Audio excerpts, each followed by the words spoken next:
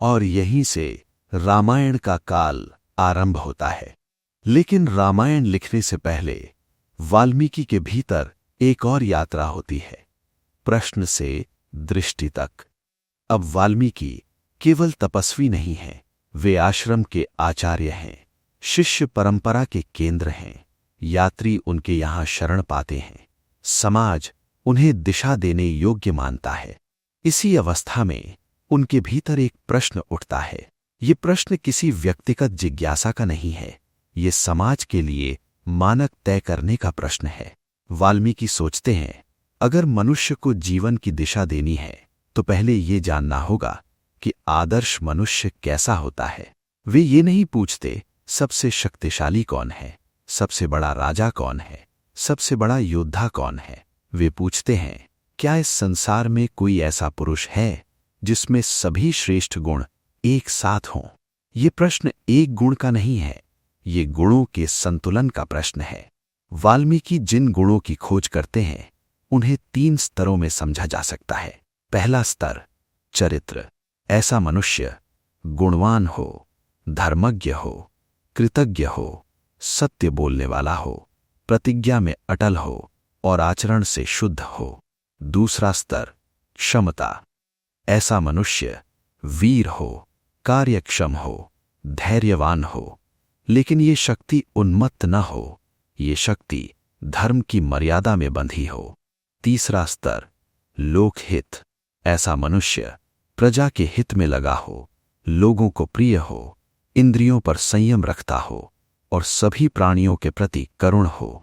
वाल्मीकि की कसौटी ये है, शक्ति धर्म के भीतर रहे और करुणा के साथ चले।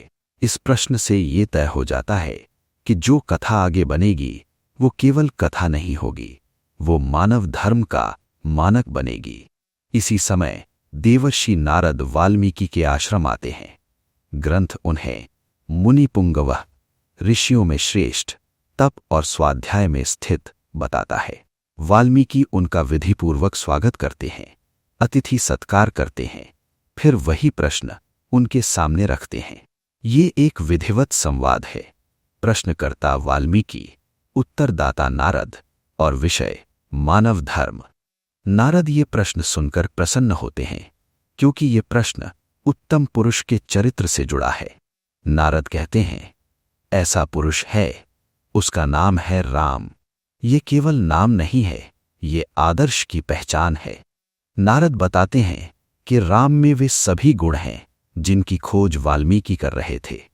राम सत्य में स्थिर हैं, धर्म को जानते और निभाते हैं, उपकार को मानते हैं, वचन में अडिग हैं, इंद्रियों पर संयम रखते हैं, सब प्राणियों के हितैषी हैं और वीर हैं, पर धर्म की मर्यादा में। फिर नारद राम के जीवन का संक्षेप बताते हैं। अयोध्या में दशरथ के घर जन्म, माता कौसल्या, गुरु वशिष्ठ, सीता से विवाह, पिता के वचन के कारण वनवास, लक्ष्मण और सीता का साथ, रावण द्वारा सीता का हरण, वानरों से मित्रता, समुद्र लांघन, रावण वध, अयोध्या वापसी और राम राज्य। ये जीवन सुख की कथा नहीं है, ये त्याग, वचन, कर्तव्य और करुणा की कथा है। नारद चले जाते हैं। आश्रम में फिर वही शांति लौट आती है, पर वाल्मीकि के भीतर अब हलचल है। वे सोचते हैं, क्या मैं इस जीवन को जैसा हुआ है वैसा लिख सकता हूं?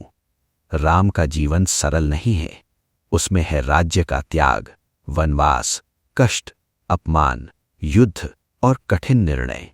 अगर ये कथा गलत कही गई तो मनुष्य का धर्म गलत समझा जाएगा। इसलिए वाल्मीकि लिखने से पहले रुकते हैं। वे कथा को सुंदर नहीं, सत्य बनाना चाहते हैं। वे ध्यान में बैठते हैं, पर यह ध्यान मोक्ष का नहीं है, कर्तव्य का है। वे हर भूमिका को देखते हैं, राम पुत्र के रूप में, राम पत्नी के रूप में, राम राजा के रूप में, राम मनुष्य के रूप में। वे पूछते हैं, क्या राम हर भूमिका में धर्म निभाते हैं? वे समझते हैं, करुणा और कठोरता दोनों का स्थान है। हर दया धर्म नहीं होती, हर दंड अधर्म नहीं होता। वाल्मीकि तय करते हैं, वे कुछ भी छिपाएंगे नहीं, वे कुछ भी मीठा बनाकर नहीं दिखाएंगे। वे जैसा हुआ है वैसा ही कहेंगे। इसी अवस्था में ब्रह्मा प्रकट होते हैं। ग्रंथ उन्हें शब्द और काव्य का संरक्षक मानता है। ब्रह्मा कहते हैं कि नारद ने जो कहा है वो सत्य है, तुम उसे काव्य में बांधो, जैसा हुआ है वैसा लिखो, न कुछ बढ़ाओ न घटाओ। इसका अर्थ ये है कि ये कथा कल्पना नहीं है, ये इतिहास है। ऐसा हुआ, कवि सत्य का सेवक होगा, स्वामी नहीं। ब्रह्मा देते हैं वाल्मीकि को काव्य छंद का ज्ञान, भाषा की शक्ति और रचना का अधिकार। यही वाल्मीकि कहलाते हैं आदि कवि। अब प्रश्न उठता है, वाल्मीकि ने राम को देखा नहीं, फिर वे सत्य कैसे लिखेंगे? इसीलिए उन्हें दिव्य दृष्टि मिलती है। दिव्य दृष्टि का अर्थ समय से परे देख सकना, स्थान से मुक्त होकर देख सकना। केवल दृश्य नहीं, भाव, कारण और परिणाम भी देख सकना। अब वाल्मीकि घटनाएं नहीं, उनके अर्थ देखते हैं। वे जानते हैं क्यों निर्णय लिया गया, उसका परिणाम क्या हुआ और उसका धर्म से क्या संबंध था। अब वे केवल कवि नहीं, वे दृष्टा बन चुके हैं। तमसा नदी के तट पर क्राउंच पक्षी का वध होता है, मादा का विलाप होता है। वाल्मीकि के भीतर करुणा उठती है। उनके मुख से पहला श्लोक निकलता है, मां निषाद प्रतिष्ठाम त्वम। ये श्लोक क्रोध से नहीं, करुणा से जन्मा है। यही राम कथा की आत्मा है, अधर्म के विरुद्ध करुणा। अब वाल्मीकि के पास है अनुभव, तप, करुणा, ज्ञान और दिव्य दृष्टि। अब वे रामायण रचते हैं, जैसा हुआ वैसा लिखते हैं। ये काव्य मनोरंजन नहीं, भावुकता नहीं, केवल वीर गाथा नहीं, ये धर्म का दर्पण, मानव आदर्श का मानचित्र। रामायण पूर्ण होती है, शिष्य उसे सीखते हैं, ऋषि मुनि उसे सुनते हैं, राजा और प्रजा उसे मानक मानते हैं। समय बीतता है, राम अयोध्या के राजा बनते हैं, राम राज्य स्थापित होता है। पर राज्य में एक प्रश्न उठता है, सीता के वनवास को लेकर। राम धर्म और राजधर्म के बीच कठोर निर्णय लेते हैं। सीता को वन में भेजा जाता है। सीता गर्भवती है। वे भटकती हुई वाल्मीकि के आश्रम पहुंचती हैं। वाल्मीकि उन्हें पहचान लेते हैं। वे जानते हैं ये राम की पत्नी है, ये भविष्य की माता है। वाल्मीकि सीता को आश्रय देते हैं। आश्रम में उनका सम्मान होता है, उन्हें सुरक्षा मिलती है। आश्रम में सीता 2 पुत्रों को जन्म देती हैं, लव और कुश। वाल्मीकि उनके पालनकर्ता बनते हैं। वे केवल उन्हें आश्रय नहीं देते, वे उन्हें शिक्षा देते हैं। लव और कुश वेद सीखते हैं, शास्त्र सीखते हैं, धनुर्विद्या सीखते हैं और सबसे पहले धर्म सीखते हैं।